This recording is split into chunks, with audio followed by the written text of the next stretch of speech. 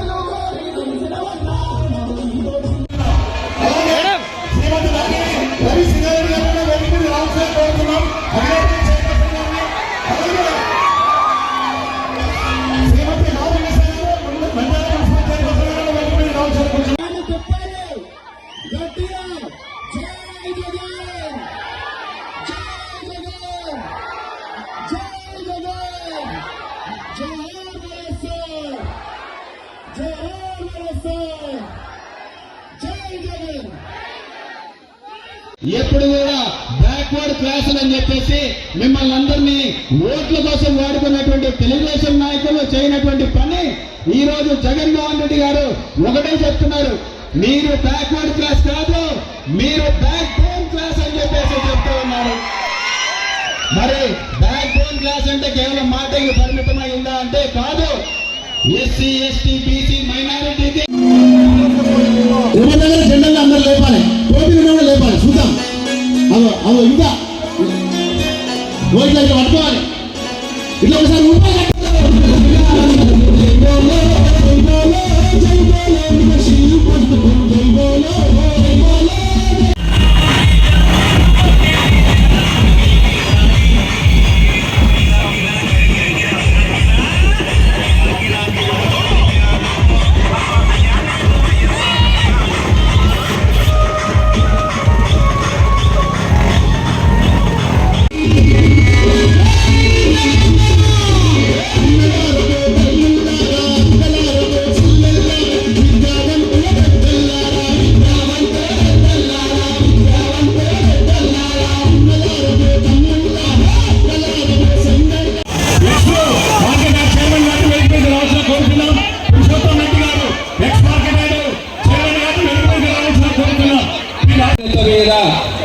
ఈరోజు సామాజిక సాధికార యాత్ర పేరిట రాష్ట్రమంతా కూడా ఈ యాత్ర జరుగుతున్న విషయం మీరు చూస్తున్నారు. ఎక్కడికి వెళ్ళినా సరే యాత్ర దిగ్విజయంగా జరుగుతున్న పరిస్థితి మీరు చూస్తున్నారు. మరి మనం ఈరోజు ఈ స్థలంలో ఎందుకు కలుసుకున్నాం, ఇక్కడే ఎందుకు పెట్టాల్సి వచ్చింది అంటే, ఒకవైపు చూస్తే మహాత్మా గాంధీ గారు, మరోవైపు చూస్తే స్వామి వివేకానంద గారు. అంటే గాంధీజీ కలల కన్నా గ్రామ స్వరాజ్యాన్ని స్థాపించడానికి ముఖ్యమంత్రి గారు తప్పిస్తుంటే, రానున్న ఎన్నికల్లో స్వామి వివేకానంద గారు చెప్పినట్టుగా విజ్ఞతతోటి వికాసంతో మనం అందరం కూడా ఆలోచించాల్సిన సమయం ఆసన్నమైందని చెప్పడానికి ఈ ప్రాంగణాన్ని ఎంచుకున్నాం. గాంధీజీ గారి కళ్ళల కన్నా గ్రామ స్వరాజ్యం అంటే ఏంటి? ఎప్పటి నుంచో పెద్దలు చెప్తున్నారు, ప్రజల వద్దకి పరిపాలన తీసుకొస్తాం, ప్రజల వద్దకి పరిపాలన తీసుకొస్తామని చెప్పేసి. మరి ఎప్పుడైనా చూసారా? మొట్టమొదటిసారి ముఖ్యమంత్రి జగన్మోహన్ రెడ్డి గారి ప్రభుత్వం ఈరోజు నేరుగా ప్రభుత్వాన్ని ప్రజల వద్దకు తీసుకొచ్చినాడు. మళ్ళీ ఎలక్షన్లు అయిపోయిన వెంటనే, ఆ మంత్రి పదవి పోయిన వెంటనే కనీసం ఇన్ఛార్జి బాధ్యతలు కూడా అప్పగించినటువంటి నాయకుడు చంద్రబాబు నాయుడు గారు. మరి 4 సంవత్సరాల పాటు మళ్ళీ మైనార్టీలు గుర్తుకు రాలా. మళ్ళీ ఎలక్షన్లు సమీపిస్తున్నాయి. ఎలక్షన్లు సమీపించిన వెంటనే మళ్ళీ మైనార్టీలకు ఇవ్వాలి, మైనార్టీలు మాకు అండగా దండగా నిలవాలి అని చెప్పేసి ఈ రోజు మిమ్మల్ని మభ్యపెట్టి ఎస్టీ మైనార్టీ వర్గాలకు సంబంధించిన వాళ్ళు ఎంపీటీసీల్లో 13 మంది, కౌన్సిల్లో 37 మంది గెలిస్తే 23 మంది ఎస్సీ ఎస్టీ బీసీ మైనార్టీలకు సంబంధించిన వాళ్ళని చెప్పడానికి గర్వపడుతున్నాం.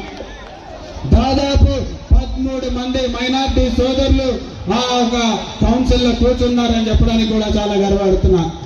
మరి ఇచ్చిన వాళ్ళు ఎవరైనా సరే డబ్బున్న వాళ్ళ అంటే మీరు చూస్తున్నారు. ఈ రోజు మన ప్రథమ మహిళ ఒక చైర్పర్సన్ మన ముస్లిం సోదరి. మరి ఏమన్నా ధనికురాలా డబ్బులు ఖర్చు పెట్టే పరిస్థితి అంటే కాదు. మరి ఇదన్నీ పనులు తెలుగుదేశం ప్రభుత్వంలో సాధ్యపడుతుందా అంటే ఒక్కసారి ఆలోచించండి. తెలుగుదేశం ప్రభుత్వంలో మైనార్టీలు ఎప్పుడు గుర్తుకొస్తారు? కేవలం ఎన్నికలప్పుడు మాత్రమే గుర్తుకొస్తారు. తెలుగుదేశం నియోజకవర్గానికి దాదాపు సంక్షేమం కింద 985 కోట్ల రూపాయలు ఇవ్వడం జరిగిందని చెప్పేసి చాలా గర్వపడుతున్నా. నేను మీకు స్కీముల గురించి చెప్పాల్సిన పనుల, అమ్మ ఒడి గురించి మీకు తెలుసు, ఆసరా గురించి మీకు తెలుసు, చేయుత గురించి తెలుసు, చేదోడు గురించి తెలుసు, అన్ని పథకాల గురించి, వాహనమిత్ర గాని అన్ని పథకాల గురించి మీకు తెలుసు. కాబట్టి కొత్తగా చెప్పాల్సిన పని లేదు. కానీ ఈరోజు మనం ఇక్కడ మాట్లాడుకోవడానికి ఎందుకు వచ్చామో తెలుసా? పేద బడుగు బలహీన వర్గాలని ఎలా పైకి తీసుకొస్తున్నారు జగన్మోహన్ రెడ్డి గారు అని చెప్పేసి మనం ఆలోచించాల్సి. వివేకానందుడు గారు చెప్పినట్టుగా వివేకంతో ఆలోచించాల్సిన సమయం. అసలు అభివృద్ధి అంటే ఏంటి? అభివృద్ధి అంటే ఇంద్రభవనాలు లాంటి బిల్డింగ్లు కడితే అభివృద్ధి అవుతుందా అని చెప్పేసి నేను అడుగుతానా? ఒక అమరావతి కడితే అభివృద్ధి జరుగుతుందా అని చెప్పేసి నేను అడుగుతున్నా. మరి అదే నిజమైతే హైదరాబాద్ లో సైబర్ టవర్స్ కట్టిన తర్వాత మనం అందరం ఇంకా పేదరికంలో ఎందుకు మగ్గున్నాం? అదే మనం హైదరాబాద్ లో 5 స్టార్ హోటల్ కట్టినారు, అయినా సరే మనం పేదరికంలో ఎందుకు మగ్గున్నాం? మనకు ఆకలి ఎందుకు అవుతుంది? అదే హైదరాబాద్ ఎయిర్పోర్ట్ కడితే మనం ఏమన్నా మన పేదరికం పోగొట్టుకున్నామా?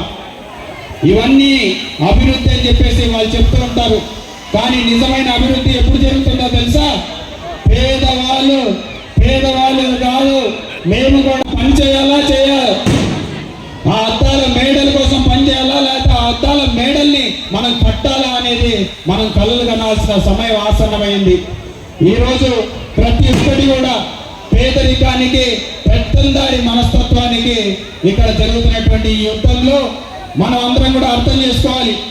పెత్తందారి మనస్తత్వం అంటే డబ్బు ఉన్న వాళ్ళు కాదు, డబ్బు ఉంది అని చెప్పేసి అహంకారంతో ఉన్న వాళ్ళది పెత్తందారి మనస్తత్వం అంటారు. ఈరోజు పెత్తందారి మనస్తత్వం కలిగిన వాడు చంద్రబాబు నాయుడు గారు, లేకపోతే పవన్ కళ్యాణ్ గారు. అదే పేదల పట్ల దయ చూపించేవాడు ఎవరు అంటే చెప్తూ ఉన్నారు. మరి బ్యాక్ బోన్ క్లాస్ అంటే కేవలం మాటలకు పరిమితమై ఉందా అంటే కాదు. ఎస్సీ ఎస్టీ బీసీ మైనారిటీకి 50% రిజర్వేషన్ ఇచ్చిన ఘనత కేవలం ఆంధ్రప్రదేశ్ ముఖ్యమంత్రి గారికి మాత్రమే తెలియజేస్తున్నా. మరి మన నంద్యాలలో చూసుకుంటే సర్పంచులుగా 32 మంది గెలిస్తే 17 మంది ఎస్సీ ఎస్టీ బీసీ మైనార్టీ వర్గాలకు సంబంధించిన వాళ్ళు, ఎంపీటీసీల్లో 13 మంది, కౌన్సిల్లో 37 మంది గెలిస్తే 23 మంది ఎస్సీ ఎస్టీ బీసీ మైనార్టీలకు సంబంధించిన వాళ్ళని చెప్పడానికి గర్వపడుతున్నాం. దాదాపు 13 మంది మైనార్టీ సోదరులు ఆ ఒక కౌన్సిల్లో కూర్చున్నారని చెప్పడానికి కూడా చాలా గర్వపడుతున్నా. మరి ఇచ్చిన వాళ్ళు ఎవరైనా సరే డబ్బున్న వాళ్ళ అంటే మీరు చూస్తున్నారు. ఈరోజు మన ప్రథమ మహిళ ఒక చైర్పర్సన్ మన ముస్లిం సోదరి, మరి తనేమన్నా తనిఖీరాల డబ్బులు ఖర్చు పెట్టే పరిస్థితి ఉంటే కాదు. మరి ఇదన్నీ పనులు తెలుగుదేశం ప్రభుత్వం సాధ్యపడుతుందా అంటే ఇవ్వడం జరిగింది. బీసీ సోదరులకి ఈరోజు రాష్ట్ర డైరెక్టర్లు ఇవ్వడం జరిగింది. మొట్టమొదటిసారి కౌన్సిల్లో ఎస్సీ అయినటువంటి వ్యక్తిని వైస్ చైర్మన్ చేసినటువంటి ఘనత మన ప్రభుత్వంలో దక్కింది. మరి ఎస్సీ ఎస్టీ బీసీ మైనార్టీలకి జరుగుతున్నటువంటి ఈ రాజకీయ అభ్యున్నతి గత ప్రభుత్వం ఎప్పుడైనా చూసారా? తెలుగుదేశం నాయకులు ఎప్పుడైనా చేశారా? వాళ్ళు మైనార్టీలుగా ఎమ్మెల్యేలుగా ఉన్నప్పుడు కూడా మైనార్టీల గురించి పట్టించుకున్నటువంటి పరిస్థితి. మరి ఇవన్నీ ఎవరి కోసం చేస్తున్నారు? పేదవాళ్ళ కోసం చేస్తున్నారు అని చెప్పేసి చెప్పుకుంటుంటారు. కానీ మన నంద్యాలలో రాజకీయాలని వ్యాపారం చేసినటువంటి ఘనత తెలుగుదేశం నాయకులది. రాజకీయం ద్వారా డబ్బు సంపాదించుకుంటున్నటువంటి పరిస్థితి తెలుగుదేశం నాయకులది. మరి ఈరోజు అదే వ్యాపారం నుంచి వచ్చి రాజకీయాల్లో సేవ చేస్తున్నటువంటి కుటుంబం ఏది? ఒక్క శిల్ప కుటుంబం మాత్రమే ఈరోజు రాజకీయాల్లో సొంత డబ్బులతో సేవా సంస్థ నిర్మిస్తున్నావా లేదా అనేది ఒక్కసారి ఆలోచించమని చెప్పి కోరుతున్నా. దగ్గరగా 20 సంవత్సరాల నుంచి మినరల్ వాటర్ ప్లాంట్లలో ఉచితంగా నీళ్లు ఇస్తున్నాం. శిల్ప మహిళా సహకార ద్వారా లోన్లు ఇస్తున్నాం. ఈ రోజు వైఎస్ఆర్ గల్లీ దవాఖానా ద్వారా మందులు ఉచితంగా పంపిణీ చేస్తున్నాం. ఈ రోజు సూపర్ మార్కెట్ పెట్టి దాదాపు 10% డిస్కౌంట్ అక్కడ అందజేశాం. స్కిల్ డెవలప్మెంట్ సెంటర్లు పెట్టి మా అక్క చెల్లెమ్మలు ఇంట్లో కూర్చొని వ్యాపారం చేసుకోవడానికి మెలకువలు నేర్పుతున్నాం. మరి ఇవన్నీ చేసిన మమ్మల్ని వీళ్ళు నంద్యాలు విడిపిస్తారంట. వీళ్ళు నంద్యాల మమ్మల్ని విడిపిస్తారంట. ఏమన్నా మాట్లాడితే వీళ్ళు నంద్యాల వాళ్ళు కాదు, వీళ్ళు నంద్యాల నుంచి తరిమి కొడతామని చెప్పేసి మాట్లాడతారు. మమ్మల్ని నంద్యాల విడిపించే సత్తా గాని ఎవరైనా మమ్మల్ని నంద్యాల విడిపించే మగాడు ఇంకా ఈ నంద్యాలలో ఎవరు లేవు. ఎందుకంటే సుస్థిరమైన స్థానం మీ మనసులో ఉన్నంత వరకు ఎవరు కూడా మమ్మల్ని నంద్యాల నుంచి సాధించలేదని చెప్పేసి చెప్తున్నా. మీ అందరి మనసుల్లో సుస్థిర స్థానం సంపాదించుకోవడమే మా ధ్యేయం. మీ అందరి మనసుల్లో సుస్థిరంగా ఉండిపోవాలన్నదే మా నైజం. మా నాన్నగారు రాజకీయాల్లోకి ఆగముందు ఒకటే చెప్పాడు, వచ్చినావంటే ₹1 కూడా ప్రజాధనం మీద నీ కన్ను పడకూడదు అని చెప్పేసి. ₹1 కూడా అవినీతికి తావలేకుండా పరిపాలించండి. నిజంగా నీకు ఎప్పుడైనా పేదవాళ్ళ డబ్బులు కానీ ప్రజల డబ్బులు కానీ మీద ఆశ పుట్టిందంటే ఆ రోజే రాజకీయాల నుంచి శాశ్వతంగా తప్పుగా అని కూడా ఆయన సలహా ఇచ్చినారు.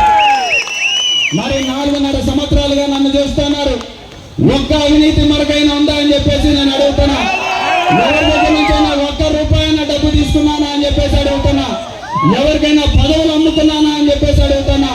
ఎవరికైనా జాబులు అమ్ముకున్నానా అని చెప్పేసి అడుగుతున్నా. మరి మాకు వీలైనంతగా మేము కష్టపడి సంపాదించిన డబ్బులు మాకు చేతనైనంతగా మాత్రమే సహాయం చేస్తున్నాం. మరి మరొకసారి మిమ్మల్ని అందరినీ కూడా కోరేది ఒకటే, రాబోయే రోజుల్లో కొత్త వేషాలలో కొత్త రంగులు వేసుకొని చాలా మంది వస్తారు. మమ్మల్ని నమ్మండి, ఒకే ఒక అవకాశం మాకు ఇవ్వండి అని చెప్పేసి కూడా అడుగుతారు. శిల్ప వాళ్ళు చాలా సంవత్సరాల నుంచి ఉన్నారు, ఈసారి మాకు ఒక అవకాశం ఇవ్వని చెప్పేసి ఇంకొంతమంది కూడా తిరగచ్చు.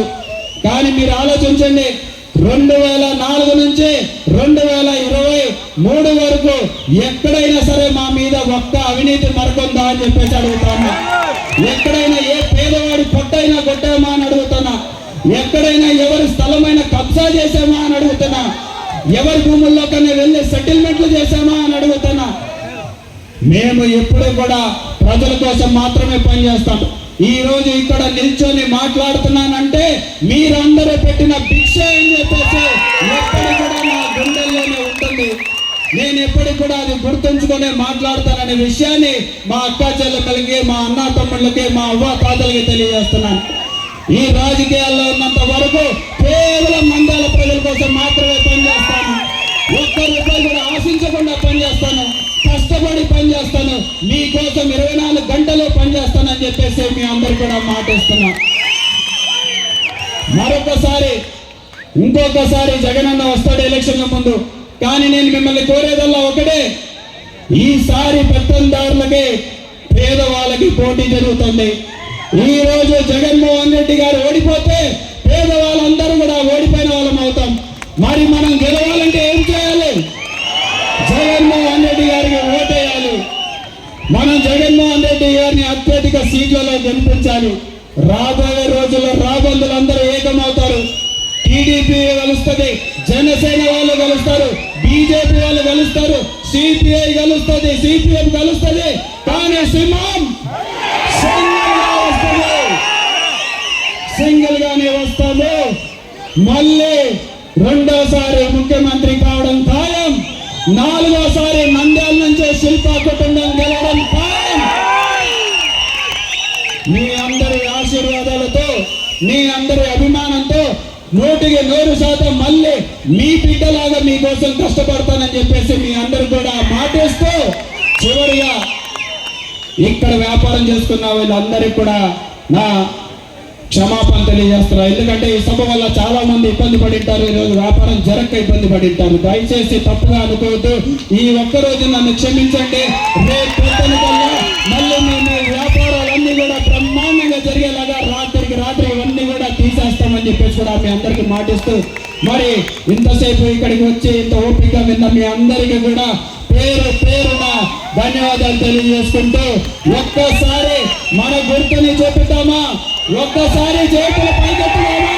ప్రతి ఒక్కరు చేతులు పైకెత్తి గిరా గిరా. ఇక్కడ విచ్చేసిన ఉప ముఖ్యమంత్రులు, శాసనసభ్యులు, ఎంపీలు, ఇంకా కౌన్సిలర్లు, కార్పొరేటర్లు, వైఎస్ఆర్సీపీకి సంబంధించిన నాయకులు, మహిళాంతరులు, సోదరులు అందరికీ కూడా పేరు పేరున కూడా ధన్యవాదాలు తెలియజేసుకుంటా ఉన్నా. మామూలుగా ఎవరైనా లాస్ట్లో ఒక పెద్ద స్పీచ్, అదిరిపోయే స్పీచ్ ఉంటుంది. రవి మాట్లాడిన తర్వాత ఎవరికి కూడా మాట్లాడే పరిస్థితి లేకుండా, మామూలుగా ఎక్కడైనా ఉంటే ఫస్ట్ మాట్లాడేసి పనుంది వెళ్ళిపోతాం. రవి మాట్లాడుతున్నంతసేపు నెక్స్ట్ ఎత్తుకోవాల్సి వస్తుంది. నేను కూడా ఏం మాట్లాడాలి. అద్భుతంగా మాట్లాడిన తర్వాత ఇక మేము ఎవరు మాట్లాడినా కూడా అది తేలిపోతుంది. ఇంత పెద్ద ఎత్తుగా గత 2 నెలల నుంచి ఏ ప్రాంతం చూసినా, ఎక్కడికి వెళ్ళినా ఒక పండుగ వాతావరణం. జగనన్న ఏదైతే 2019 తర్వాత తను చేసిన కార్యక్రమాలు కానీ, ఏ విధంగా బీసీలు, మైనార్టీ, ఎస్సీ, ఎస్టీలకి పదవులు కానీ, పథకాలు కానీ, స్వతంత్రం వచ్చిన తర్వాత ఏ ఒక్క ముఖ్యమంత్రి చేయని విధంగా చేసిన పనులన్నీ కూడా ఈరోజు ప్రతి ఒక్క ప్రాంతంలో, అటు ఇచ్చాపురం నుంచి కుప్పం దాకా, ఇటు కర్నూలు నుంచి తడదాకా తీసుకున్నా కూడా రోజుకి 3 ప్రాంతాల్లో సభలో హోరెత్తిస్తూ ఈరోజు ముందుకు వెళ్తుంటే, ఎక్కడ చూసినా కూడా జగనన్నకి నీరాజనాలు పడతా ఉంటే, ఈరోజు రేపు 2024 రాబోయే పండుగ జూన్లో జగన్మోహన్ రెడ్డి గారి ప్రమాణ స్వీకారం ఇప్పటికే అర్థమైపోయినట్టుంది. ఇక్కడ ఉన్న వాళ్ళందరూ ఈ రాష్ట్రంలో బీసీ, మైనార్టీ, ఎస్సీ, ఎస్టీలు అందరూ కూడా ప్రతి ఒక్కరు కూడా ఆలోచన చేయాల్సిందల్లా ఒక్కటే. స్వతంత్రం వచ్చిన తర్వాత ఎంతో మంది ముఖ్యమంత్రి రాష్ట్రంలో వచ్చారు, పెద్ద పెద్ద ముఖ్యమంత్రులు వచ్చారు. దాంట్లో 2 గుర్తుండిపోయే ముఖ్యమంత్రులు, ఒకరు ఎన్టీ రామారావు గారు అయితే, ఒకరు రాజశేఖర రెడ్డి గారు. కానీ 2019 తర్వాత వచ్చిన ముఖ్యమంత్రి వీరిద్దరిని కలిపితే ఎవరు అంటే జగన్మోహన్ రెడ్డి గారు తెలియజేస్తా ఉన్నా. ఎందుకంటే 2019 ముందు కూడా బీసీలకు కొంతమందికి పదవులు వచ్చినాయి, మైనార్టీలకు కూడా అడపాదడపా పదవులు వచ్చినాయి, ఎస్సీ ఎస్టీలు అంటే రిజర్వేషన్లు ఉన్నాయి కాబట్టి తప్పక పదవులు వచ్చినాయి. కానీ 2019 ఎన్నికల ముందు ఏదైతే జగన్మోహన్ రెడ్డి గారు పాదయాత్ర చేస్తూ ముందుకు వెళ్ళి ఈ రాష్ట్రంలో భారతదేశ చరిత్రలో 50% ఓట్ షేర్ పైగా 80% సీట్లతో 151 సీట్ల కైవసం చేసుకున్న ముఖ్యమంత్రి జగన్మోహన్ రెడ్డి గారు ప్రమాణ స్వీకారం చేసిన తర్వాత ఈ రాష్ట్రంలో చూస్తే ఏదైతే బడుగు బలహీన వర్గాల మైనారిటీ ఎస్సీ ఎస్టీలు నన్ను గుండెల్లో పెట్టుకొని చూసుకున్నారో వాళ్ళు ఏ విధంగా చూసుకోవాలి అని చెప్పి మంత్రి పదవుల దగ్గర నుంచి రాజ్యసభ సభ్యులు కానీ మేయర్లు కానీ జెడ్పీటీసీలు కానీ కార్పొరేషన్ కానీ కౌన్సిలర్ కానీ కార్పొరేషన్ చైర్మన్ కానీ ఏ పదవులో చూసుకున్నా కూడా 50% పైగా వాళ్ళకి రాజ్యాధికారం ఇచ్చే ఒక గౌరవం ఇచ్చిన ముఖ్యమంత్రి మన జగన్మోహన్ రెడ్డి గారు అని చెప్పి తెలియజేస్తా ఉన్నా. కొంతమంది మాట్లాడారు తెలుగుదేశం పార్టీ నాయకుల మధ్య బీసీలు ఎస్సీ ఎస్టీలు ఎవరంటే వాళ్ళు సున్నాళ్ళు, జగన్మోహన్ రెడ్డి గారి ప్రభుత్వంలో వాళ్ళకి విలువ లేదని. కానీ ఆ తెలుగుదేశం పార్టీ నాయకులు కానీ మిగతా నాయకులందరూ కూడా గుర్తుపెట్టుకోవాల్సిందల్లా ఒకటే, అది ఆ సున్నా పక్కన ఒకటి జగన్మోహన్ రెడ్డి ఉంటే కౌన్సిలర్ అవుతారు, 2 సున్నాల ముందుంటే జెడ్పీటీసీలు అవుతారు, 3 సున్నాల పక్కన ఉంటే ఎమ్మెల్యేలు అవుతారు. ఆ పక్కన 0 కలుపుకుంటూ పోతే ఎంత విలువ ఉంటుందో ఆ బీసీ ఎస్సీ ఎస్టీల ముందు నిలబడే ఒక్కటి జగన్మోహన్ రెడ్డి గారు చెప్పి అందరికీ కూడా తెలియజేస్తా. అంటే నేను ఎక్కడి నుంచి మాట్లాడుతున్నానో ఆ 3 డివిజన్లు కూడా ఎన్నికలప్పుడు నేను ఇన్ఛార్జిగా వ్యవహరించిన డివిజన్లు 40, 41, నాకు తెలిసి 42కి సంబంధించిన ఆ 3 డివిజన్లకు సంబంధించి ఇన్ఛార్జిగా ఉన్నాను.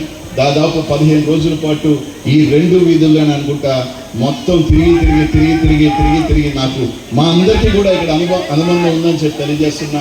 రవి చూసేదానికి సౌమ్యుడిగా ఉంటాడు కానీ షార్ప్ బిడ్డ.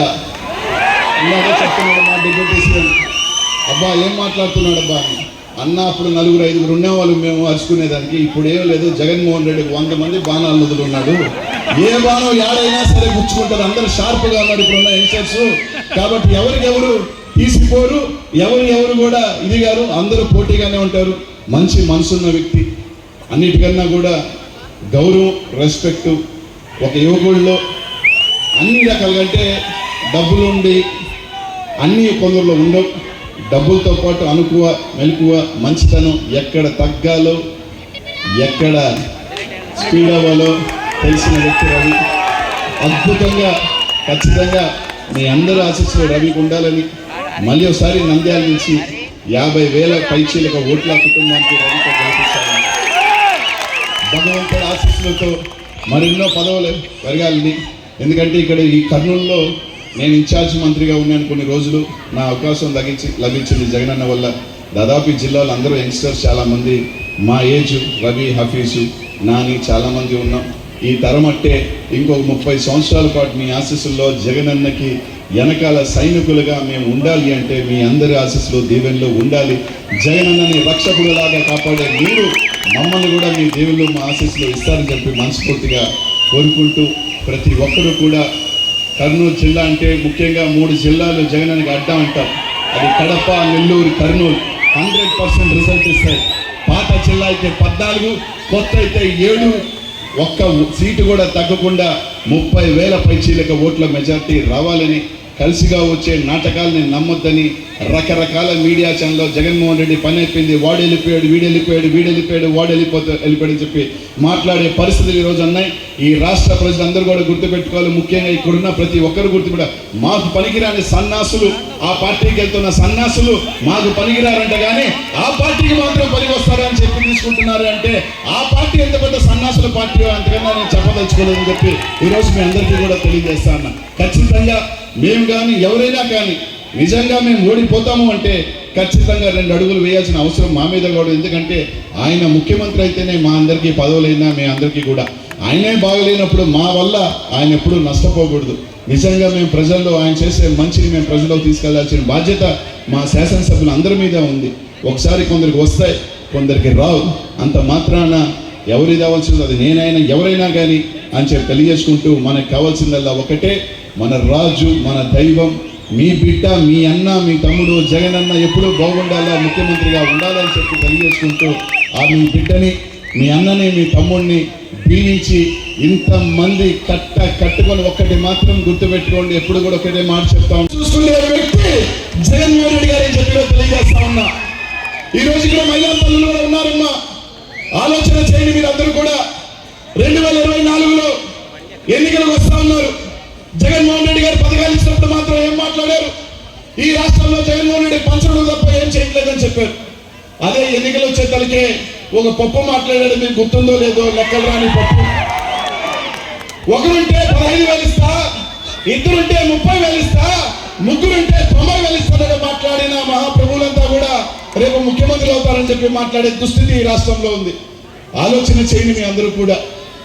రేపు రాబోయే ఎన్నికలు ఈ రోజు ముఖ్యంగా బీసీలు కానీ మైనార్టీలు కానీ, ముఖ్యంగా ఇక్కడున్న మైనార్టీలు అందరూ కూడా ఆలోచన చేయండి. ఒక చిన్న పొరపాటు కూడా చేయొద్దు ఎవరు కూడా.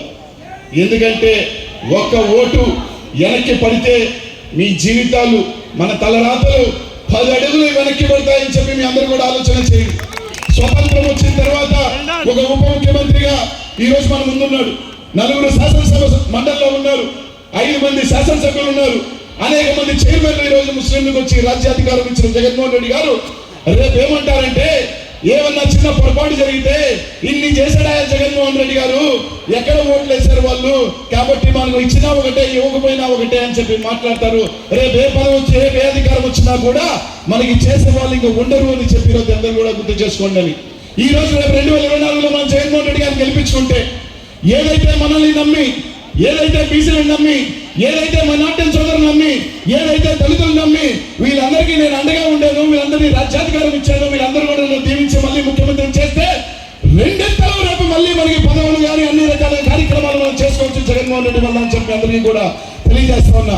కాబట్టి ఆలోచన చేయండి.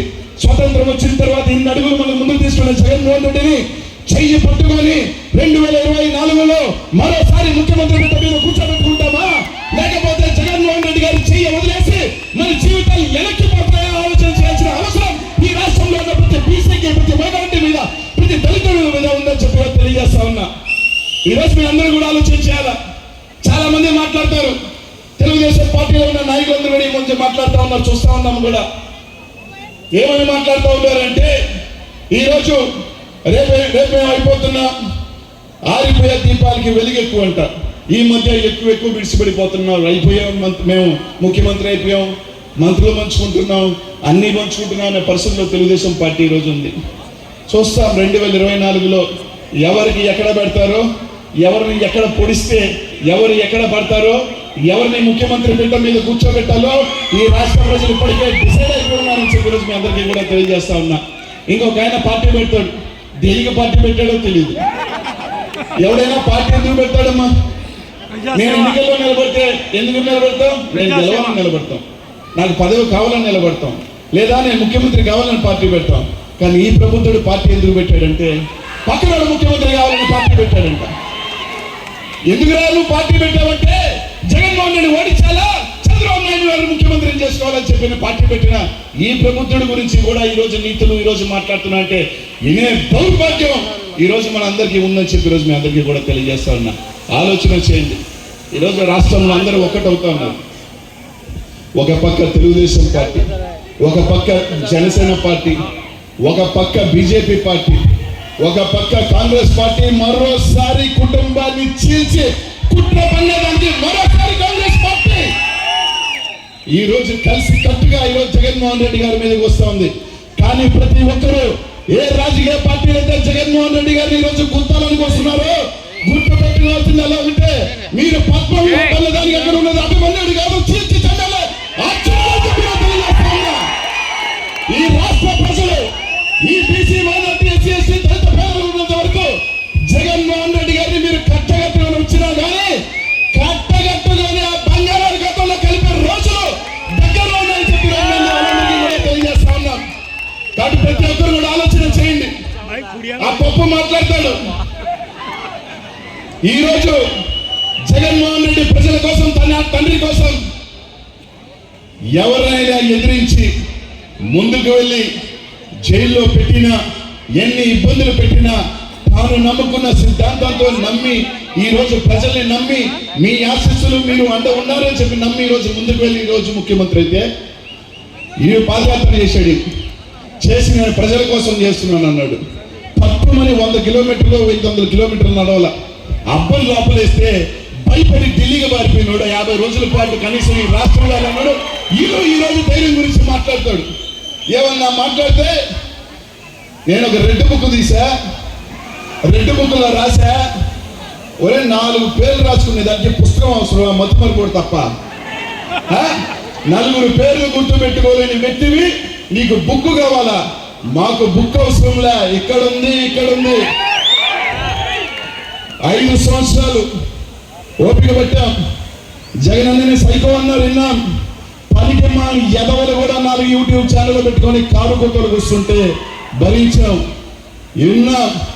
ఏదంటే అది మాట్లాడుతూ ఉంటే ఏమన్నా మాట్లాడితే రాజారెడ్డి ఈ రాజకీయం అంటారు, ఈ అంటాడు, అదంటాడు, వాడు కొట్టాడంటాడు, వాడు నరికాడంటాడు.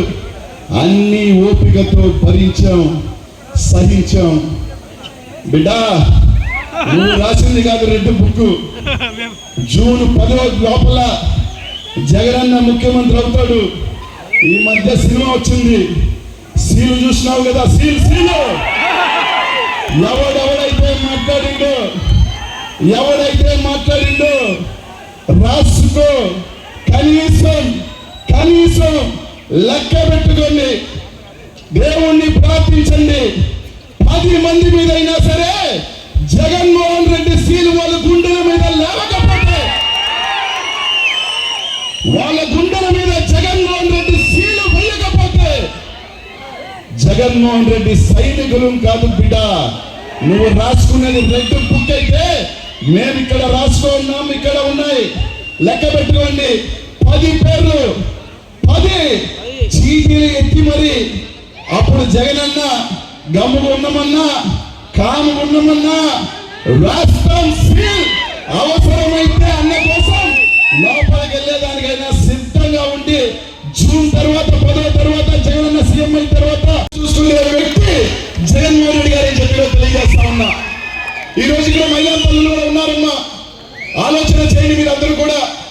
2024లో ఎన్నికలకు వస్తా ఉన్నారు. జగన్మోహన్ రెడ్డి గారు పథకాలు ఇచ్చినప్పుడు మాత్రం ఏం మాట్లాడారు? ఈ రాష్ట్రంలో జగన్మోహన్ రెడ్డి పంచడం తప్ప ఏం చేయట్లేదని చెప్పారు. అదే ఎన్నికలు వచ్చే తలకే ఒక పప్పు మాట్లాడాడు, మీకు గుర్తుందో లేదో, లెక్కలు రాని పప్పు. ఒకరుంటే 15,000 ఇస్తా, ఇద్దరుంటే 30,000 ఇస్తా, ముగ్గురుంటే 90,000 ఇస్తానని మాట్లాడిన మహాప్రభువులంతా కూడా రేపు ముఖ్యమంత్రులు అవుతారని చెప్పి మాట్లాడే దుస్థితి ఈ రాష్ట్రంలో ఉంది. ఆలోచన చేయండి మీ అందరూ కూడా. రేపు రాబోయే ఎన్నికలు ఈ రోజు ముఖ్యంగా బీసీలు కానీ మైనార్టీలు కానీ, ముఖ్యంగా ఇక్కడున్న మైనార్టీలు అందరూ కూడా ఆలోచన చేయండి. ఒక చిన్న పొరపాటు కూడా చేయొద్దు ఎవరు కూడా. ఎందుకంటే ఒక్క ఓటు వెనక్కి పడితే మీ జీవితాలు, మన తలరాతలు 10 అడుగులు వెనక్కి పడతాయని చెప్పి మీ అందరూ కూడా ఆలోచన చేయండి. స్వతంత్రం వచ్చిన తర్వాత ఒక ఉప ముఖ్యమంత్రిగా ఈ రోజు మన ముందున్నాడు. 4 శాసనసభ మండలిలో ఉన్నారు, 5 మంది శాసనసభ్యులు ఉన్నారు, అనేక మంది చైర్మన్లు ఈ రోజు ముస్లింలకు వచ్చి రాజ్యాధికారం ఇచ్చిన జగన్మోహన్ రెడ్డి గారు రేపు ఏమంటారంటే, ఏమన్నా చిన్న పొరపాటు జరిగితే ఇన్ని చేశాడా జగన్మోహన్ రెడ్డి గారు, ఎక్కడ ఓట్లు వేశారు వాళ్ళు, కాబట్టి మనకు ఇచ్చినా ఒకటే ఇవ్వకపోయినా ఒకటే అని చెప్పి మాట్లాడతారు. రేపు ఏ పదవి వచ్చి ఏ అధికారం వచ్చినా కూడా మనకి చేసే వాళ్ళు ఇంకా ఉండరు అని చెప్పి ఈరోజు అందరూ కూడా గుర్తు చేసుకోండి అని. ఈ రోజు రేపు 2024లో మనం జగన్మోహన్ రెడ్డి గారిని గెలిపించుకుంటే, ఏదైతే మనల్ని నమ్మి, ఏదైతే బీసీలను నమ్మి, ఏదైతే మైనార్టీ సోదరులు నమ్మి, ఏదైతే దళితులు నమ్మి వీళ్ళందరికీ నేను అండగా ఉండాను, వీళ్ళందరినీ రాజ్యాధికారం ఇచ్చాను, వీళ్ళందరూ కూడా దీవించి మళ్ళీ ముఖ్యమంత్రిని చేస్తే రెండెంతలు రేపు మళ్ళీ మనకి పదవులు కానీ అన్ని రకాల కార్యక్రమాలు మనం చేసుకోవచ్చు జగన్మోహన్ రెడ్డి వల్ల అని చెప్పి అందరికీ కూడా తెలియజేస్తా ఉన్నా. కాబట్టి ఆలోచన చేయండి. స్వతంత్రం వచ్చిన తర్వాత ఇన్ని అడుగులు మనం ముందుకు తీసుకున్న జగన్మోహన్ రెడ్డిని చెయ్యి పట్టుకొని 2024లో మరోసారి ముఖ్యమంత్రి బిడ్డ మీద కూర్చోబెట్టుకుంటామా, లేకపోతే జగన్మోహన్ రెడ్డి గారు చెయ్యి వదిలేసి మన జీవితాలు వెనక్కి పడతాయో ఆలోచన చేయాల్సిన అవసరం ఈ రాష్ట్రంలో ఉన్న ప్రతి బీసీకి, ప్రతి మైనారిటీ మీద, ప్రతి దళితుల మీద ఉందని చెప్పి తెలియజేస్తా ఉన్నా. ఈ రోజు మీ అందరూ కూడా ఆలోచన చేయాలా. చాలా మంది మాట్లాడతారు, తెలుగుదేశం పార్టీలో ఉన్న నాయకులందరూ కూడా ఈ మధ్య మాట్లాడుతూ ఉన్నారు, చూస్తా ఉన్నాము కూడా. ఏమని మాట్లాడుతూ ఉన్నారంటే, ఈరోజు రేపు అయిపోతున్నా ఆరిపోయే దీపాలకి వెలుగు ఎక్కువ అంట. ఈ మధ్య ఎక్కువ విడిచిపడిపోతున్నాం. అయిపోయాం, మేము ముఖ్యమంత్రి అయిపోయాం, మంత్రులు పంచుకుంటున్నాం, అన్నీ పంచుకుంటున్నాం అనే పరిస్థితుల్లో తెలుగుదేశం పార్టీ ఈరోజు ఉంది. చూస్తాం 2024లో ఎవరికి ఎక్కడ పెడతారో, ఎవరిని ఎక్కడ పొడిస్తే ఎవరు ఎక్కడ పడతారో, ఎవరిని ముఖ్యమంత్రి పీఠ మీద కూర్చోబెట్టాలో ఈ రాష్ట్ర ప్రజలు ఇప్పటికే డిసైడ్ అయిపోతున్నారని చెప్పి ఈరోజు మీ అందరికీ కూడా తెలియజేస్తా ఉన్నా. ఇంకొక ఆయన పార్టీ పెడతాడు, దేనికి పార్టీ పెట్టాడో తెలియదు. ఎవడైనా పార్టీ ఎందుకు పెడతాడమ్మా?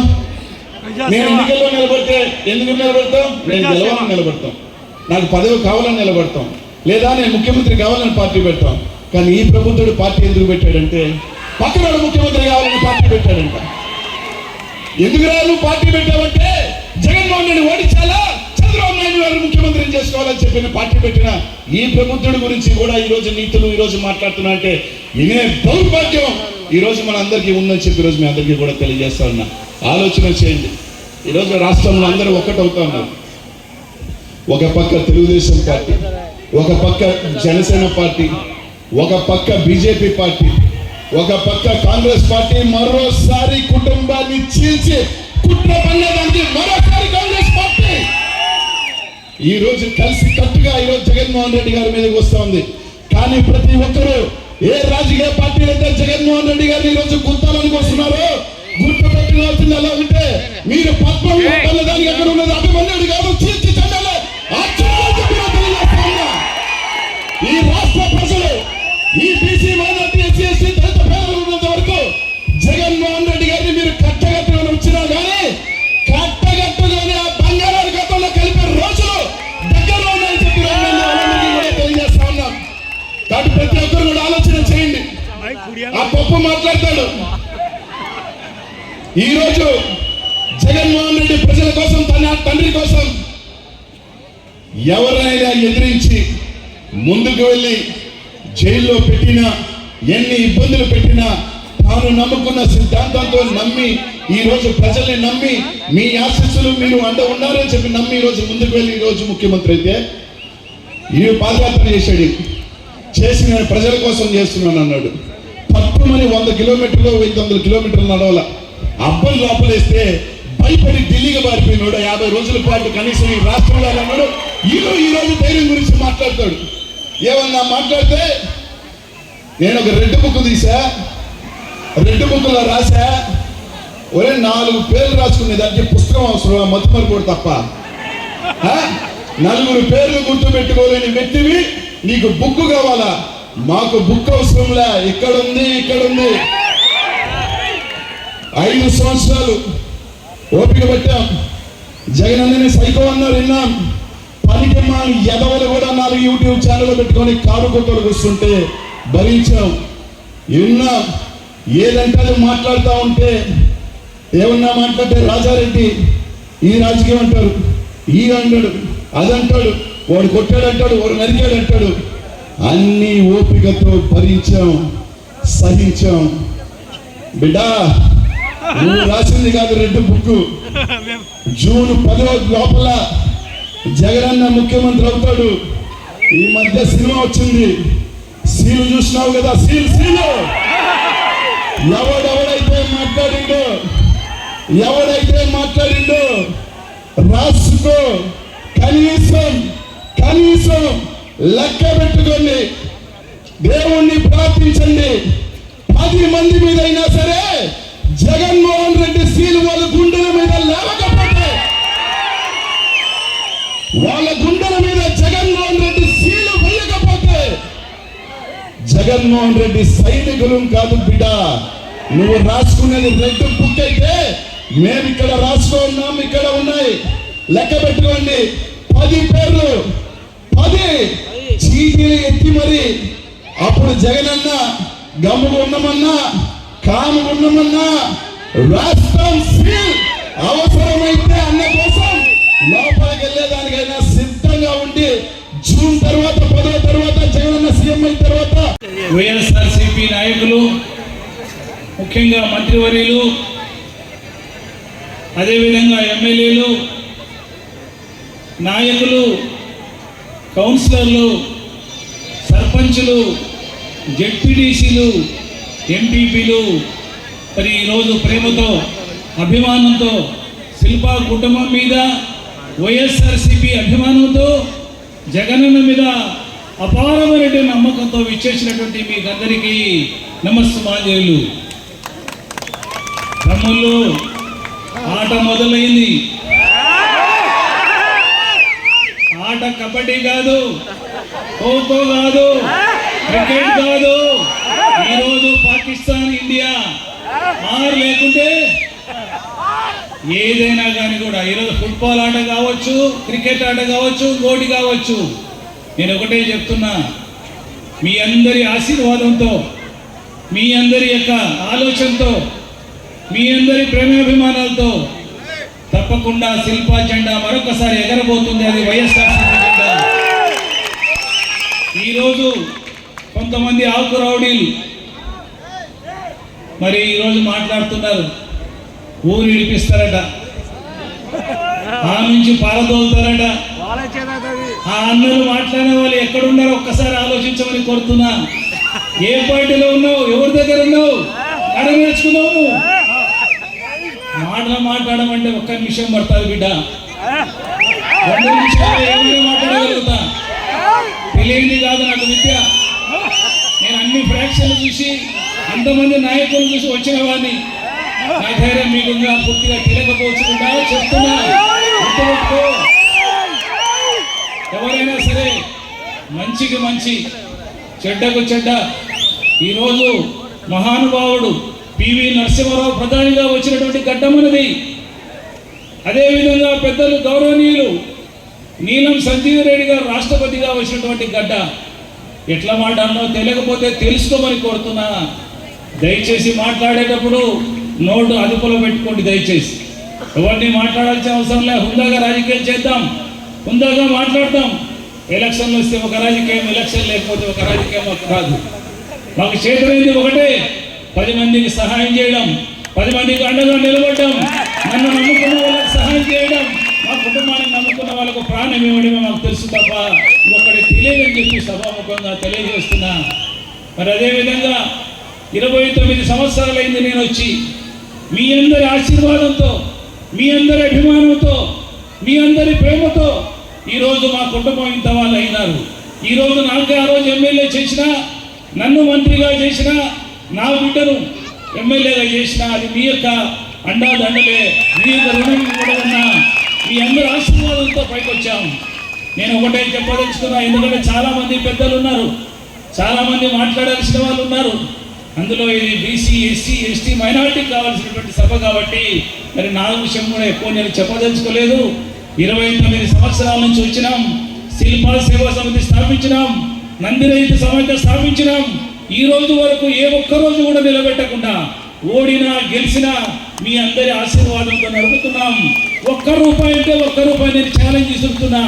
29 సంవత్సరాల్లో శిల్పా కుటుంబం ఎవరి దగ్గరైనా ₹1 తీసుకుందంటే ఈరోజు రాజీనామా చేయడానికి సిద్ధంగా ఉన్నాం. మా కుటుంబంలో దేనికైనా ఈవెన్ ఎమ్మెల్యే కూడా ఒకటే చెప్పిన, ఆ రోజు రవి రాజకీయాల్లో రావాలనుకున్నప్పుడు నేను పిలిచిన, వ్యాపారాలు చేయండి, కష్టపడండి, మనం ఈరోజు రాజకీయాలు చేయలేం.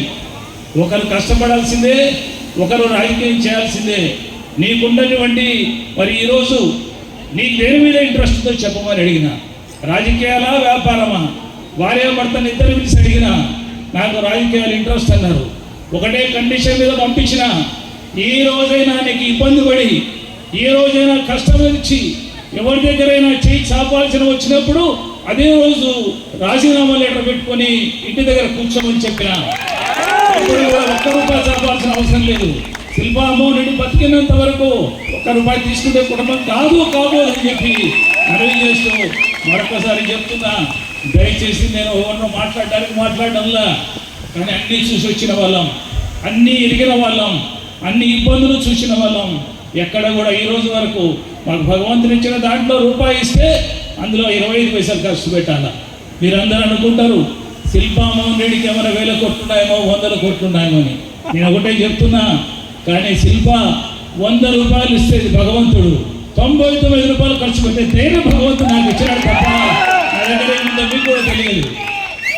నేను ఒకటే చెప్తున్నా, ఈరోజు మా బిడ్డను రవిచంద్ర కిషోర్ రెడ్డిని మరొకసారి ఎమ్మెల్యే గెలిపించడానికి మరి ఈరోజు బీసీ ఎస్సీ ఎస్టీ మైనార్టీ వాళ్ళు సంబంధించి మొత్తం మీ అందరి కావాలి, మీ ఆశీస్సులు కావాలి, మీ యొక్క ప్రేమ కావాలి, మీ అందరి ఆశీస్సులతో మీ అందరి అభిమానంతో మరి మీ బిడ్డను ఒక్కసారి ఆశీర్వదిస్తారని, మరొకసారి ఆశీర్వదించి ఎమ్మెల్యే చేస్తారని, తప్పకుండా చేయడానికి అన్ని రకాలుగా మీరు ఉపయోగపడతారని, అదేవిధంగా మీ ఆశీస్సులు ఎప్పుడూ మా కుటుంబానికి ఉండాలని ఆ భగవంతుని అల్లాని కోరుతూ ఇద్దరితో వినిపిస్తున్నా. జై జై జగనన్న, జై వైఎస్ఆర్, జై వైఎస్ఆర్.